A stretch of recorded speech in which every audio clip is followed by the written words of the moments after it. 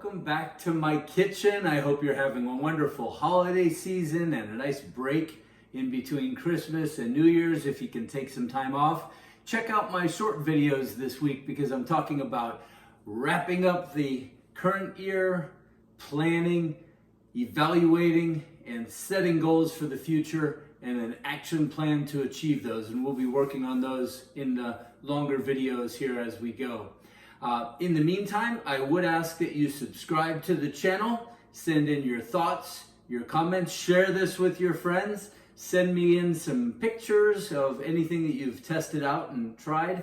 And also, I see that several of you have taken advantage of the link down in the description below of ButcherBox, the meat provider that I use frequently. And when you use that link, you'll get a $30 discount off your first order.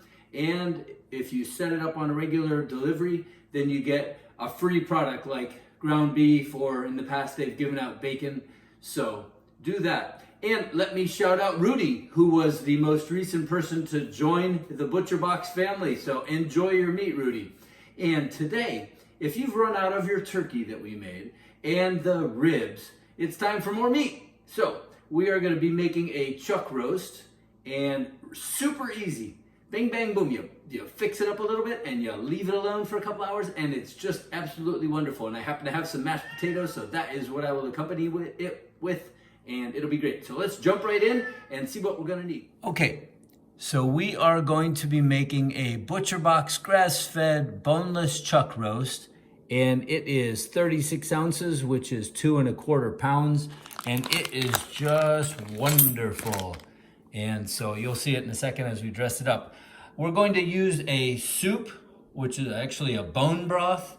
And if you don't have it readily made, we'll talk about how to make that in a future and soon episode. But you can also just buy broth, chicken or beef, at any store. And then we're going to use my favorite Montreal steak seasoning.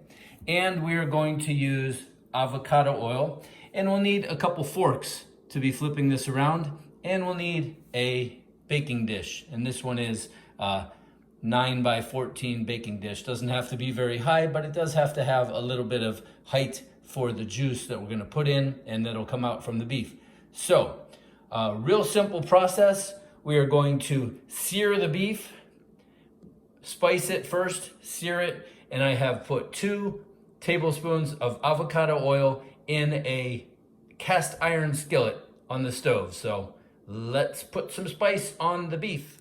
Okay, so real simply, we are going to take our Montreal steak seasoning, and I am doing this right in the pan that it's going to cook in, because anything that falls off will be cooked in the juices, which I could use for gravy or putting on top of the meat or potatoes or whatever. So I'm doing this, and here is the real simple process if you want the short version, and you don't want to stick around for the whole video, but I hope you will because you can see it if you are a visual learner. We are going to now sear this, meaning 2 tablespoons of avocado oil. We're going to heat that up on the stove. We're going to spin this around so all sides are browned. Then we're going to put it back in this pan. We're going to put the broth around it, and we will leave it in the oven for 45 minutes per pound. And since this is 2 1/4 pounds, that comes to 101 minutes, which is an hour and 41 minutes. That's the process. At the end, it'll be done. So let's jump in and sear the meat. Okay, so I am heating up 2 tablespoons of avocado oil, and I like to cook with that or coconut oil in other circumstances because they can handle the high heat.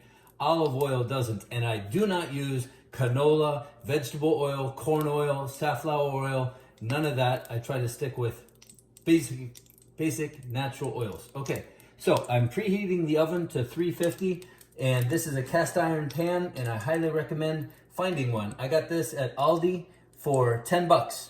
So what we're gonna do is just stick this in there and it's gonna go sizzle. So I'm gonna not talk a lot, but you'll see me working here. Okay. We will let it sit there for 30 seconds or so per side, and I have my 2 forks so I can kind of poke it and roll it.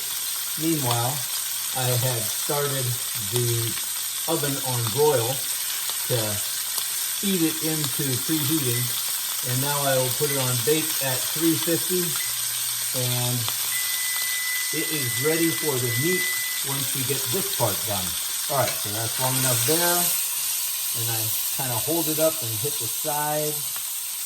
Now remember, since this is cast iron, the heat will come all the way into the handle, so you may want to have this. So we're basically going to just roll it so that all sides have been browned. I'll see you in a minute when it's all done.